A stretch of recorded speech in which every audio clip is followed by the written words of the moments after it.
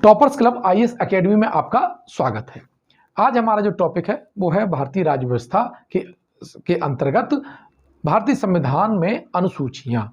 प्रारंभ में जो चूंकि केंद्र सरकार और राज्य सरकार के बीच में कार्यों का और अधिकारों को बंटवारा करते हुए भारतीय संविधान सभा ने अनुसूचियों का गठन किया था। ये अनुसूचियां हमारी आरंभ में 8 थी, यानी जब हमारा संविधान लागू हुआ तब हमारे संविधान में जो अनुसूचियों की संख्या थी वो 8 थी, लेकिन समय समय के साथ में इनमें परिवर्तन आया और वर्तमान में ये अनुसूचियां हैं वो हैं 12। ठीक है, तो हम ये देख लेते हैं कि कैसे कैसे। तो देखो, ये बताया कि संविधान में अनुसूचियां कितनी है, 8 हैं मूल संविधान में, लेकिन अब कितनी है वर्तमान में?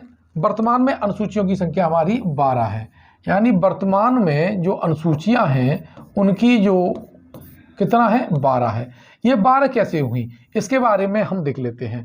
देखिए, सबसे पहले क्या हुआ था कि जो भारत का जो संविधान है तो वो संशोधन की भी बात कहता है, और जब पहला संविधान संशोधन आया 1951 में, यानी 1951 में, ठीक है, और यहाँ पर प्रथम जो संविधान संशोधन आया उसके द्वारा जो अनुसूची जोड़ी गई थी वो जोड़ी गई थी 9वीं अनुसूची, यानी 9वीं अनुसूची प्रथम संविधान संशोधन 1951 के द्वारा जोड़ी गई। ये भूमि सुधार से संबंधित थी और भी इसमें प्रोविजंस थे। जब हम संविधान संशोधन पढ़ाएंगे तो उसमें एक विस्तृत डिटेल में बताएंगे, लेकिन इतना मोटा मोटा समझ लीजिए कि ये जो है प्रथम संविधान संशोधन के द्वारा जोड़ी गई थी। 10वीं अनुसूची क्योंकि पहले विधायकों और सांसदों की खरीद फरोख्त हो जाती थी, एक पार्टी के विधायक दूसरी पार्टी में चले जाते थे, तो क्या हुआ, उनको रोकने के लिए दल बदल का कानून आया, और वो आया था 52 संविधान संशोधन, जो कि 1985 में आया था। कब आया था? 1985 में आया है, और ये संविधान संशोधन था वो था 52वां संविधान संशोधन था। ठीक है, और इसके द्वारा संविधान में 10वीं अनुसूची जोड़ी गई थी। और इसके बाद में जो हमारी जो पंचायती राज व्यवस्था है, अभी जो चुनाव होने वाले हैं प्रधानी के, कि हमारा ललवा होगा प्रधान, तो ऐसे जो लोग हैं तो अभी देख भी रहे होंगे, हालांकि कोरोना है लेकिन चुनाव आयोग करा रहा है अपने। वो पंचायती राज व्यवस्था की जो बात है वो 1959 में ये राजस्थान के नागौर से स्टार्ट हुई है। अब उन जो पंचायती राज व्यवस्था संविधान के नीति निर्देशक तत्वों में आर्टिकल जो 40 है, जो अनुच्छेद जो हमारा 40 है, उसमें ग्राम पंचायतों के गठन की बात की गई थी। तो उसी के तहत हुआ कि 1959 में उस वक्त के जो पंडित जवाहरलाल नेहरू थे, उन्होंने 2 अक्टूबर 1959 को राजस्थान के कहां से, नागौर से क्या किया, पंचायती राज व्यवस्था स्टार्ट कर दी थी। ठीक है, अब ये पंचायती राज व्यवस्था नागौर से स्टार्ट तो हो गई, लेकिन इसको संवैधानिक दर्जा देने के लिए क्या हुआ, 73वां संविधान संशोधन आया। तो इससे 11वीं अनुसूची जोड़ी गई थी, और ये जो संविधान संशोधन आया है वो आया 1992 में। ये भी कई बार क्वेश्चन आया है कि 73वें संविधान संशोधन के द्वारा कौन सी अनुसूची जोड़ी गई, और इसका जो विषय था वो था पंचायती राज। ठीक है, और 12वीं अनुसूची थी, जो 12वीं अनुसूची है वो कब जोड़ी गई है, वो भी 92 में जोड़ी गई, और वो संविधान संशोधन कौन सा था, 74वां, यानी 74वां संविधान संशोधन था। और इसका जो विषय है वो कौन सा है, वो है नगरीय प्रशासन, जो नगर पालिका जानते हो ना, नगर पंचायत, नगरीय प्रशासन। ठीक है, इसका भी हम डिटेल में पढ़ेंगे भी। ठीक है, तो इस तरह से वर्तमान में हमारी जो अनुसूचियों की संख्या कितनी है, 12 है। प्रारंभ में कितनी थी, वो थी आपकी 8। ठीक है, अब देखते हैं एक एक करके हम पूरा इसका ऑपरेशन कर लेंगे, एक एक चीज का। देखो, अगर सिलेक्शन होना है तो आपको डिटेल में पढ़ना होगा। शॉर्ट ट्रिक से पीसीएस नहीं बनते हैं, शॉर्ट ट्रिक से आपके सिविल अधिकारी नहीं बनते हैं। उसके लिए आपको एनालिटिक सोच रखनी पड़ेगी, कंसेप्ट आपके क्लियर होने चाहिए। इसीलिए मैं कहता हूं हार्ड वर्क करने के साथ साथ स्मार्ट वर्क करना चाहिए। ट्रिक के नहीं है, हार्ड वर्क और स्मार्ट वर्क करना चाहिए। ट्रिक के चक्कर में पड़ोगे कितना रट पाओगे आप। ठीक है, और ट्रिक बनानी भी चाहिए तो अपनी 2-4 पॉइंट के लिए जो आपको बहुत कठिन लगता है उसके लिए ट्रिक बना सकते हो। अब हर पॉइंट के लिए ट्रिक थोड़ी चलता है। तो इसमें आप देख लेते हैं पूरा कि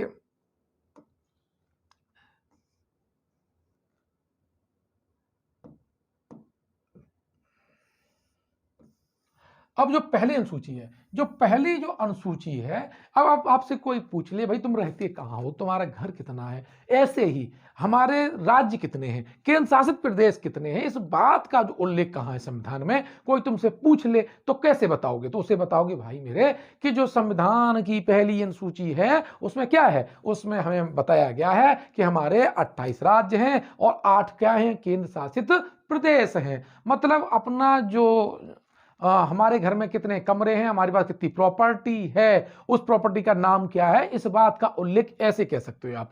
तो यानी 28 राज्य और हमारे 8 केंद्र शासित प्रदेश हैं, इनका उल्लेख किसमें है, प्रथम अनुसूची में है।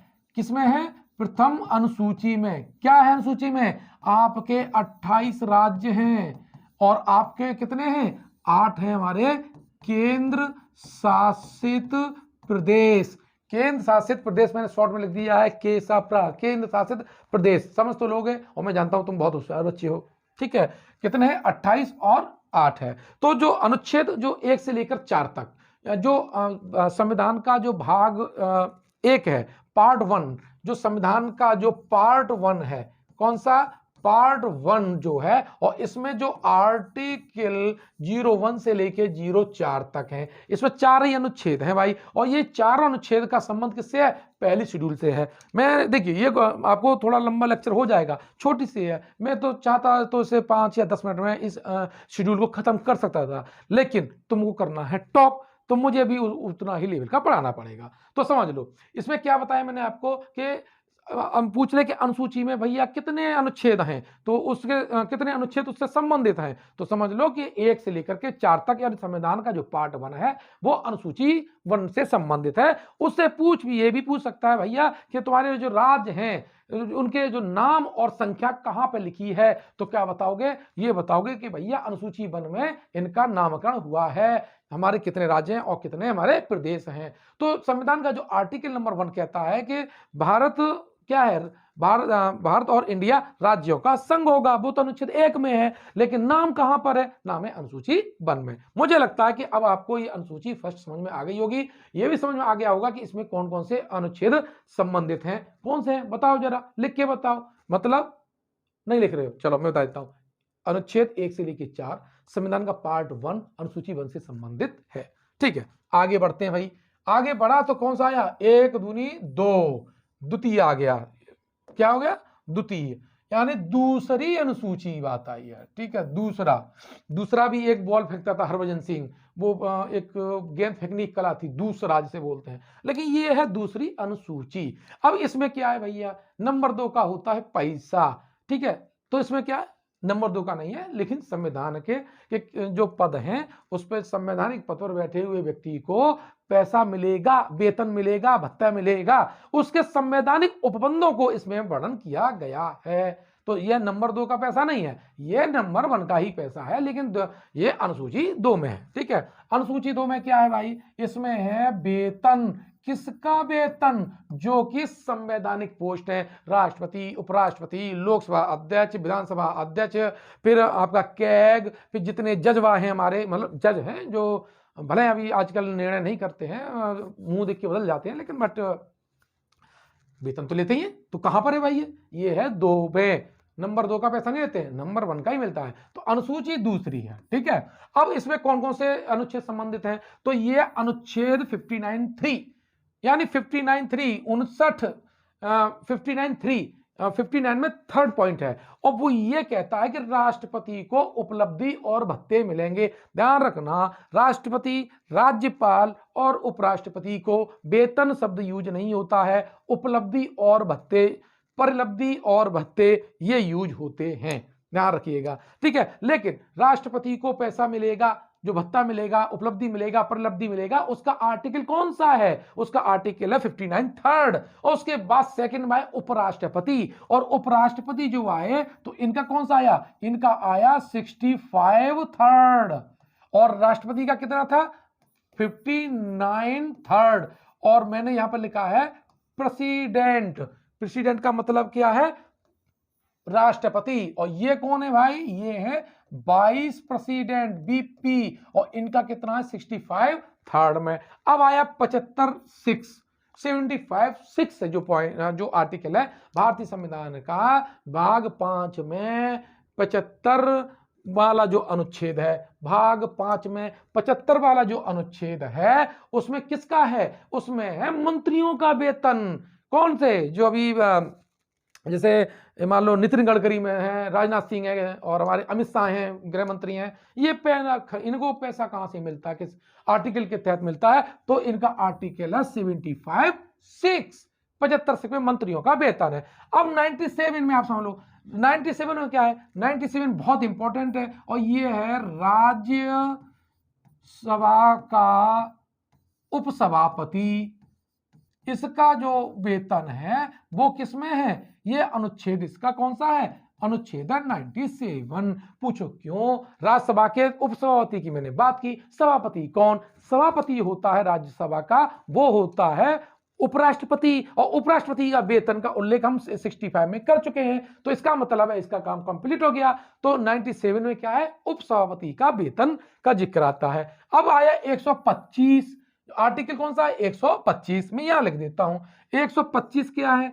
125 है ये जो हमारे बड़े वाले जज हैं, सबसे बड़ा जो जज हैं सुप्रीम कोर्ट के, ये जैसे अभी बोबडे रिटायर हो गए हैं, ये जो बड़े बड़े वाले सुप्रीम कोर्ट के जज हैं, इनका जो वेतन मिलता है वो आर्टिकल 125 के तहत मिलता है। ठीक है, यानी संविधान के आर्टिकल 125 में, और इनका संबंध किससे? भैया दूसरी अनुसूची से है।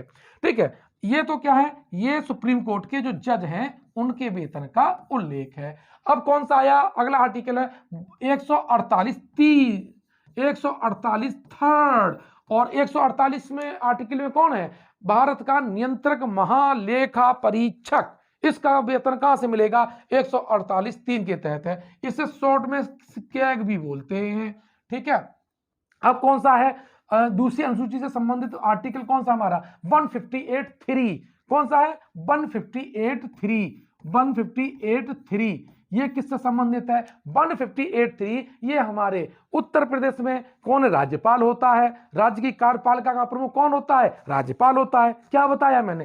राज्य की कार्यपालिका का प्रमुख कौन होता है? राज्यपाल। हमारे यूपी की पहली जो राज्यपाल थी वो सरोजिनी नायडू थी। ठीक है, तो इनको वेतन कहां से मिलेगा? ये महामहिम हमारे जो राज्यपाल हैं उनको जो वेतन मिलेगा उसका जो संबंध है वो आर्टिकल 153 में दिया है। इसे हम राज्यपाल या गवर्नर बोल सकते हैं, राज्यपाल और गवर्नर। ठीक है, अब आर्टिकल देखिए, उसके बाद आता है 164(5). ठीक है, कौन सा आता है? 164(5) आता है, 164(5). ठीक है, 164 में 5वां जो नंबर है ये है सदन में जो मंत्री होते हैं। ठीक है, किसके? ये जो विधानसभा की, कहां पर?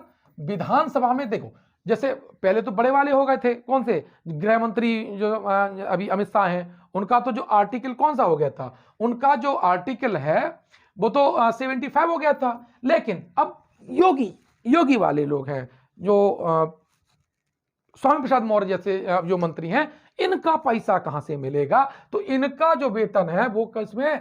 आर्टिकल 165 में दिया है। विधानसभा सदस्य विधानसभा के जो राज्य के जो मंत्री होते हैं, वो उनका जो उल्लेख है वो किसमें है? 164(5) में है। ठीक है, अब देखो इसके बाद 186 आ गया है। 186 में क्या है? 186 में है जो विधानसभा के भैया अध्यक्ष होंगे, विधानसभा के अध्यक्ष। ठीक है, और कौन? विधान परिषद के सभापति, विधान परिषद के सभापति कौन?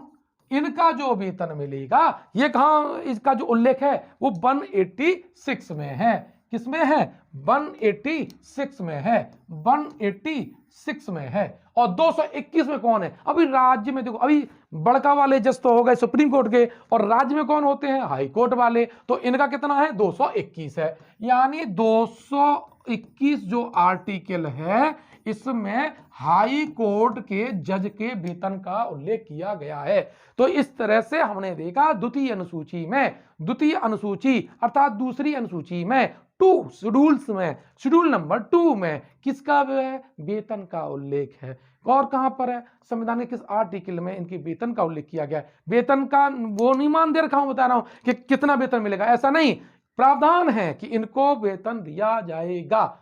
ठीक है, इस तरह से आपने समझा होगा दूसरी अनुसूची। चलो चलते हैं भैया तीसरे पे, नंबर 3, तीन तिकाड़ा काम बिगाड़ा, है ना। तो तीन तिकाड़ा काम बिगाड़ा तो क्या कहते हैं भाई, तू शपथ ले ले।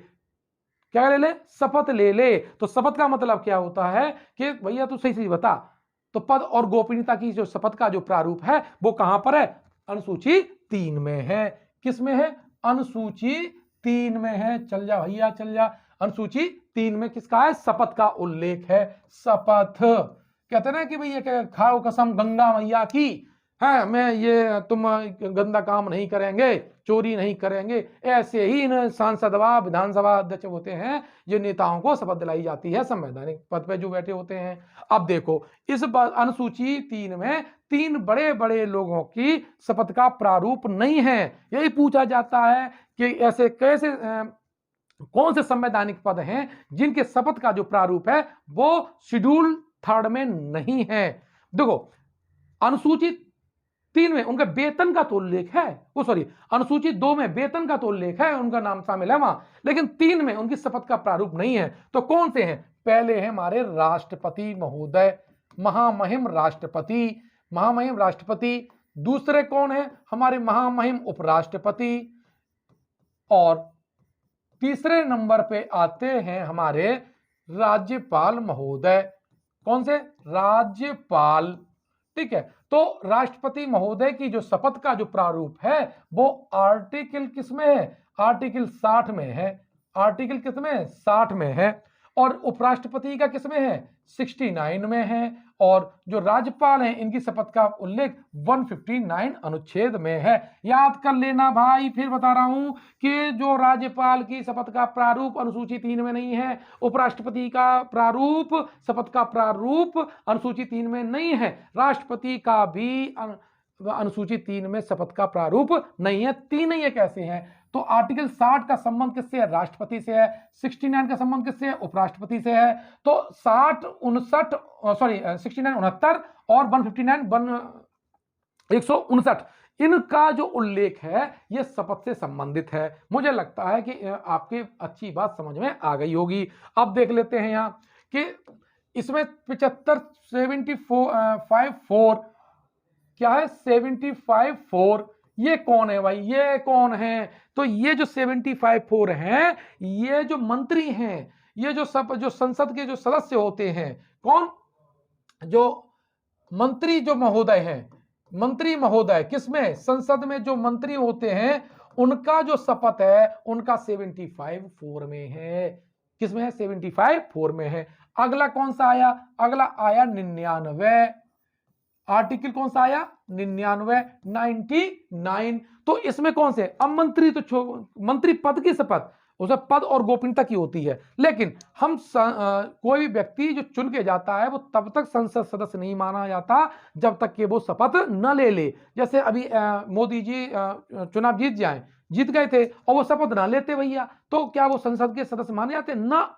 कब माने जाएंगे, जब वो पद और गोपनीयता की शपथ जो संसद सदस्य की जो सदस्यता है उसकी शपथ लेंगे। तो वो संसद सदस्य जो होते हैं, संसद जो सदस्य होते हैं उनकी शपथ किसमें है, ये जो संसद सदस्य की जो शपथ है वो आपकी कहां पर है, आर्टिकल 99 किसमें है, 99 में है। अगला देखो, अब बताया 124(6) 124(6) और इसमें है भैया जो सुप्रीम कोर्ट के बड़े वाले जज हैं, सुप्रीम कोर्ट के जो जज हैं उनकी शपथ है। और ये जो शपथ है तो भैया कौन दिलाएगा, राष्ट्रपति या उनके द्वारा कोई भी नियुक्त व्यक्ति ही क्या करेगा, ये शपथ दिलाएगा। ध्यान रखना, अनुसूची 3 में है, शपथ का प्रारूप है। इतना डिटेल में आप देख लीजिए, किसी ने अभी तक यूट्यूब पे नहीं पढ़ाया होगा। एक एक चीज को एनालिसिस के बिल्कुल एक छिलके की तरह उतार डालो, एक भी इतना विश्लेषण कर लो कि कहीं से भी क्वेश्चन आए तुमसे बनना चाहिए। नौकरी बिल्कुल भूखे भेड़िए की तरह, जैसे एक भूखा भेड़िया, भूखा जो शेर होता है ना, और वो कई दिनों का भूखा होता है, वो झपट्टा मारता है, उसी प्रकार एक कंपटीटर को होना चाहिए।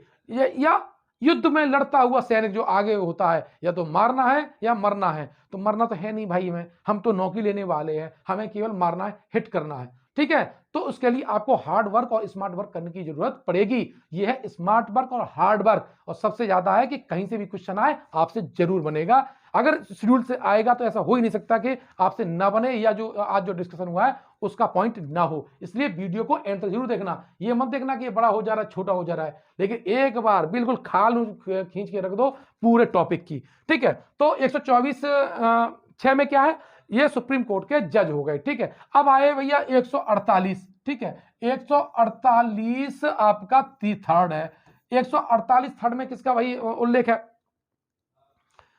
सॉरी 148 का 2 आएगा, गलत हो गई, 2 आएगा, क्या आएगा 2, 148 आपका 2 है, ठीक है। हाँ 148 2 है।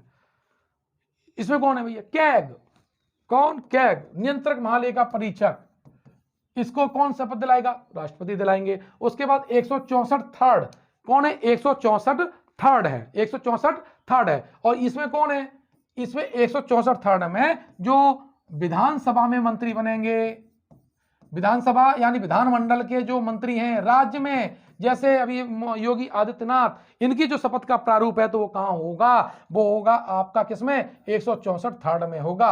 अब बात आया कि जो एमएलए एमपी जो सॉरी एमएलए और एमएलसी विधानसभा के जो सदस्य होते हैं और विधान परिषद के सदस्य हैं, इनकी सदस्यता कहां है, तो इनकी सदस्यता कहां पर है, 188 में है। किसकी, विधान सभा सदस्य, ठीक है। और साथ किसकी, विधान परिषद सदस्य, इनके जो शपथ का उल्लेख है वो वन कहां पर है, 188 में है, 188 188 में है। अब बचा कौन, 219 हाई कोर्ट के जज, हाई कोर्ट के जज कौन दिलाएगा शपथ, राज्यपाल, कौन दिलाएगा, राज्यपाल। इस तरह से शेड्यूल नंबर 3 का है, शपथ से है, कसम से है, कसम बिल्कुल शपथ समझ लो, ठीक है। अब देखो हम कहां पहुंचे, चौथी अनुसूची में। चौथी अनुसूची में क्या है, चौथी अनुसूची का संबंध है राज्यसभा जो सीट है। राज्यसभा क्या होती है, हमारा उच्च सदन होती है। राज्यसभा क्या होती है, उच्च सदन होती है। यह कभी भंग नहीं होती, राज्यसभा क्या है, कभी भंग नहीं होती। और इसके जो सदस्य हैं वो, इनके कार्यकाल है वो 6 वर्ष होता है। राज्यसभा सदस्य का जो कार्यकाल है वो 6 वर्ष होता है। कितना, और ये जो प्रत्येक 2 वर्ष में 1/3 रिटायरमेंट होते हैं, ये प्रत्येक 2 साल में 1/3 ये होते हैं। राज्यसभा कभी भंग नहीं होती, उच्च सदन है, क्या है, उच्च सदन है, ठीक है। अब इसमें जो सीट है अधिकतम कितनी हो सकती हैं, 250 हो सकती हैं। कितनी हो सकती हैं, 250 हो सकती हैं, मात्र 250 कितनी, 250, 250। लेकिन वर्तमान में कितनी है, वर्तमान में अगर देखा जाए तो इनकी संख्या 243 है, 243 है। इसमें कोई आरक्षण नहीं है, SC ST OBC माइनॉरिटी का, महिलाओं का कोई आरक्षण इन सीटों पे नहीं है। लेकिन यह पूछा सकता है क्योंकि तुम उत्तर प्रदेश के हो निवासी, मूल निवासी तुम हो कहां के, यूपी के, तो यूपी में राज्यसभा की सीटें कितनी हैं, तो इसका पूछा जाएगा। यूपी में अगर देखा जाए तो 31 यूपी में राज्यसभा की सीटें हैं, पूछा जा सकता है छोटे मोटे जो एग्जाम में। तो मैंने क्या बताया आपको कि राज्यसभा सीटों का आवंटन शेड्यूल 4 का विषय है। कौन सा है, शेड्यूल 4 का ये विषय है। अब पूछ ले कि ये आपका इसका उल्लेख कहां है, तो 82 आर्टिकल जो 80 है, आर्टिकल 82 में राज्यसभा सीटों का आवंटन के बारे में लिखा गया है।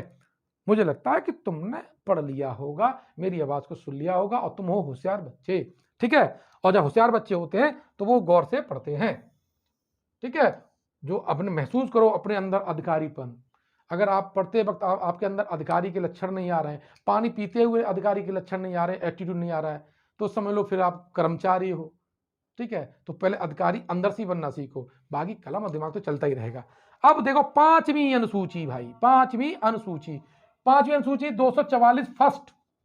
और इसमें कौन सा है, इसमें आपका अनुसूचित, ध्यान रखना बहुत इंपॉर्टेंट बात कर रहा हूं, ये पॉइंट को मिस मत करना, अनुसूचित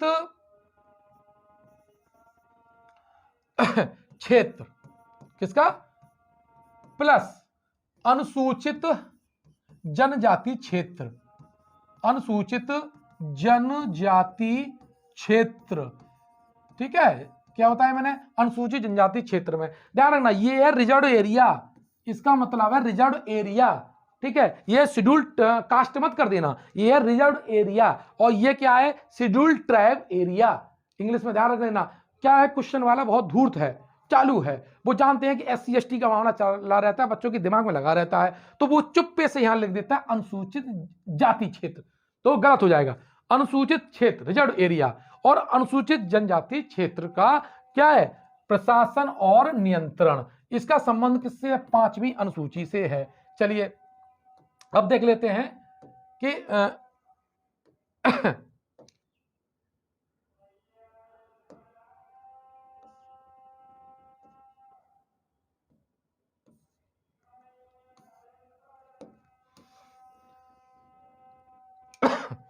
अब देखते हैं 6वीं अनुसूची। 6वीं अनुसूची में क्या है, 6वीं अनुसूची देखो बहुत इंपॉर्टेंट है। पहली बात है, इसका जो आर्टिकल है वो है 244(2), कौन सा है, 244 आर्टिकल 2 है, और एक है 275 और का फर्स्ट पार्ट है, ठीक है। और ये कहता है कि असम, कौन सा, असम, मेघालय,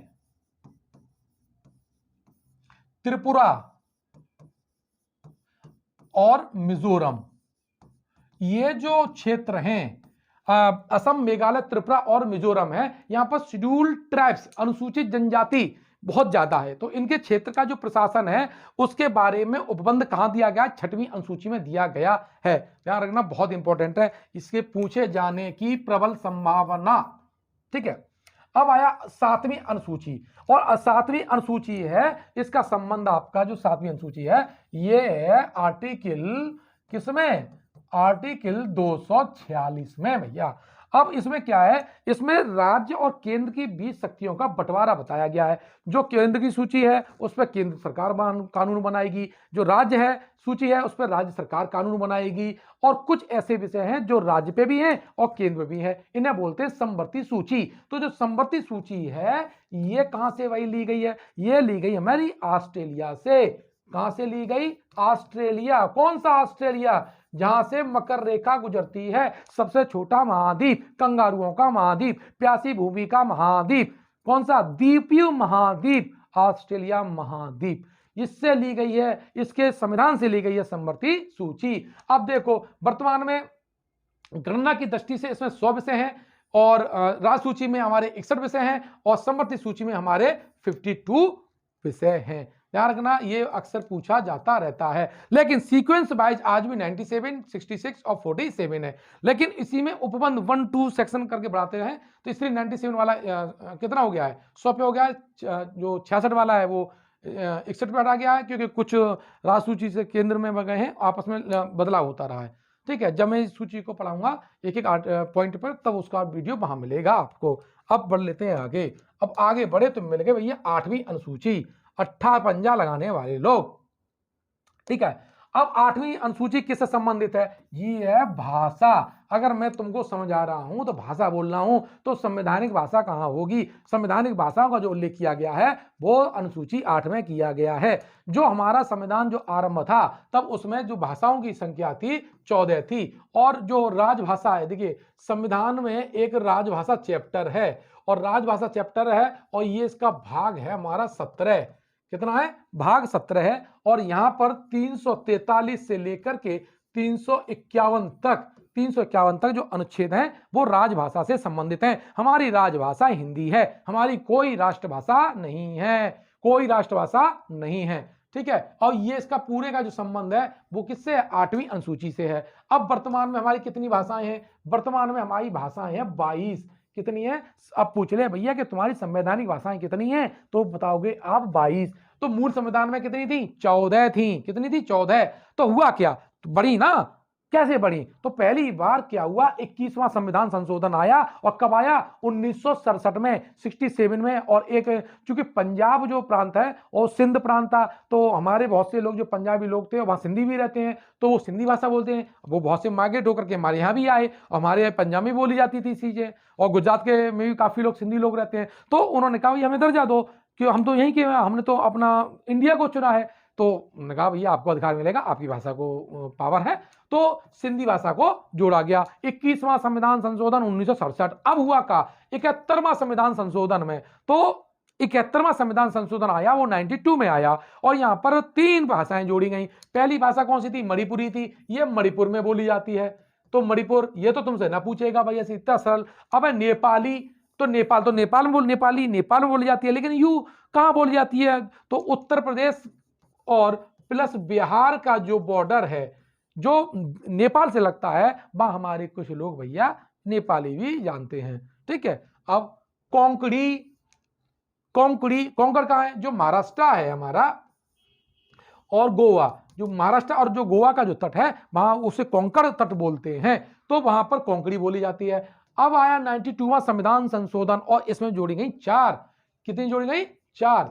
जो 4 भाषाएं थी वो कौन सी थी? पहली थी मैथिली। कौन सी थी? मैथिली। ये बोली जाती है बिहार में। फिर है बोडो, बोडो बोडो बोडो है, ये बोली जाती है असम में।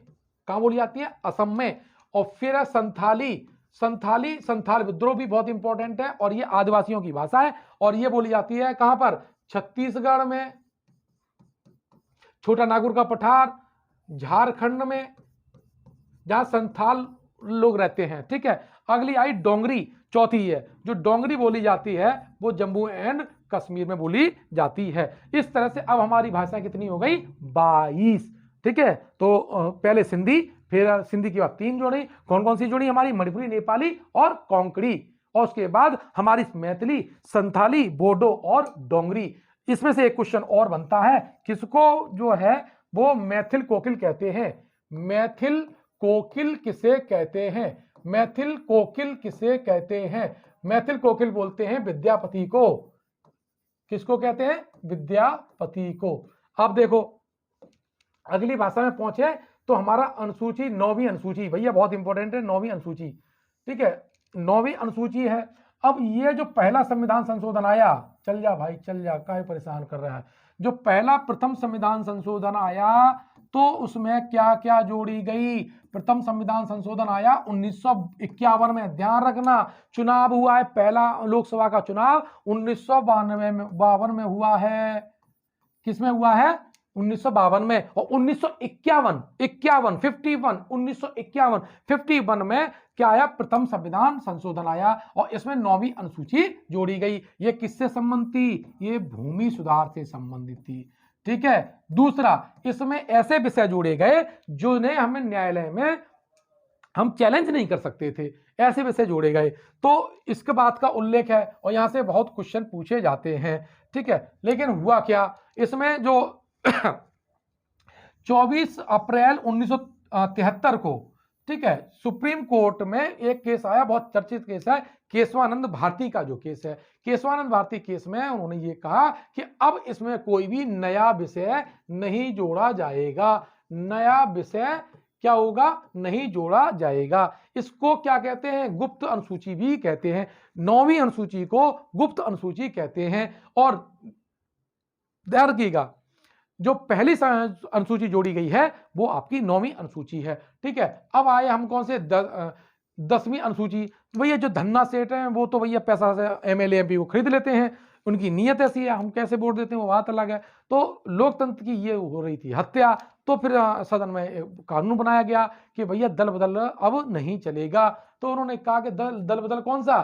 तो अनुच्छेद 102 और 102 का 2 और 191 का 2 ये संबंधित है दल बदल के द्वारा अयोग्यता से। तो दल परिवर्तन के लिए कब आया? 52वां संविधान संशोधन आया। कौन सा आया? 52वां संविधान संशोधन आया। और कब आया? ये 1985 में। और ये अनुसूची जोड़ी गई।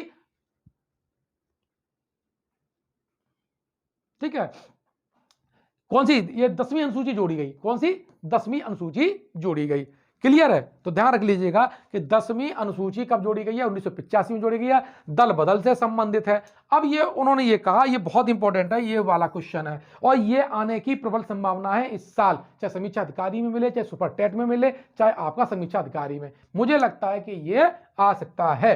कैसे? उन्होंने कहा संसद के कोई भी सदस्य अगर अयोग्य हो गया है, ठीक है, संसद का कोई भी सदस्य अयोग्य हो गया है, इस बात का निर्धारण कौन करेंगे? वो करेंगे हमारे महामहिम राष्ट्रपति। कौन करेंगे? कोई भी संसद का सदस्य अयोग्य हो गया है, इस बात का निर्णय हमारे राष्ट्रपति करेंगे। लेकिन किसकी परामर्श से करेंगे? तो निर्वाचन आयोग की परामर्श से करेंगे। यानी अगर कोई सदन का सदस्य अयोग्य हो गया है, निर्योग्य घोषित हो गया है, तो हमारे जो राष्ट्रपति महोदय हैं वो निर्वाचन आयोग से पूछेंगे और उसके बाद उसे अयोग्य घोषित करेंगे। लेकिन दल बदल के तहत अगर वो उसकी अयोग्य हुआ है, तब इसका निर्धारण उस सदन का अध्यक्ष करता है। ध्यान रखना, यही इंपॉर्टेंट है। दल बदल के मामले में अयोग्यता का निर्धारण अध्यक्ष करता है, सभा का अध्यक्ष करता है। कौन करता है? सभा का अध्यक्ष। सभा का अध्यक्ष क्या करता है? सभा का अध्यक्ष या सभापति करता है। ठीक है, अब आप देख लो, अगर लोकसभा अध्यक्ष का मामला है, वो लोकसभा का मामला है तो लोकसभा अध्यक्ष करेगा। राज्यसभा का मामला है तो उपराष्ट्रपति भी करेंगे, क्योंकि वो राज्यसभा के सभापति होते हैं। अगर विधानसभा का मामला है तो विधानसभा अध्यक्ष करेगा। अगर विधान परिषद का मामला है तो विधान परिषद के सभापति करेंगे। अब यहां से आर्टिकल देख लेते हैं 102, ठीक है, इससे संबंधित आर्टिकल कौन से हैं? तो इसके जो सदन का सदस्य है वो है 102 और 191। जो राज्य का मामला होगा तो 191(2) होगा, और जब संसद का मामला होगा तो अनुच्छेद 102 लगेगा। बहुत इंपॉर्टेंट है, आप उठाना किताब, आज आर्टिकल हो या मोबाइल वहां पे टाइप करना 102 और 191 नोट कर लेना, बार बार आ सकता है भाई। अब देख लेते हैं कहां पर, नेक्स्ट 11वीं अनुसूची। अब देखो ये क्या था, जो हमारे प्रधानमंत्री जवाहरलाल नेहरू थे, उन्होंने देखा कि भैया संविधान में आर्टिकल 40 है। क्या है?